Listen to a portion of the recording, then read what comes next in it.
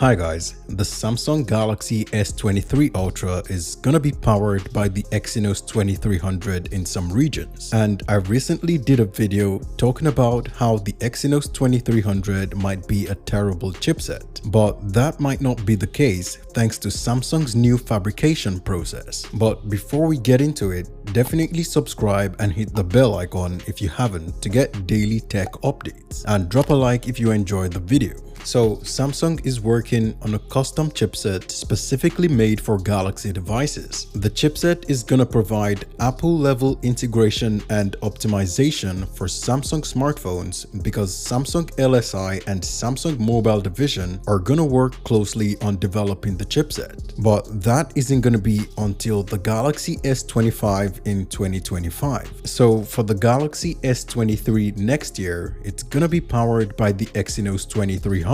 And we already know Samsung's fabrication is worse than TSMC's, and that's why the Snapdragon 8 Gen 1 is heating up and consuming a lot of power. But there's good news. The Exynos 2300 is going to be built on a new fabrication process that's going to improve the performance and power efficiency of the chipset. It's called the Gate-All-Round 3nm fabrication process, and it's going to reduce the overall design size of the chipset, remove the performance limitations that were on the previous fabrication process, which will increase the overall performance by up to 35% and consume 30% less power than the previous process. So if this process was used on the current chipset, it's gonna provide a 15% speed increase at the same power level and consume 30% less power at the same speed level. So the Exynos 2300 might not be a bad chipset after all. And so far, Samsung is the only company that's gonna have the GAA process ready by next year. TSMC is working on a 3nm fabrication process based on the old technology. So Qualcomm might switch back to Samsung for its next generation flagship chipset,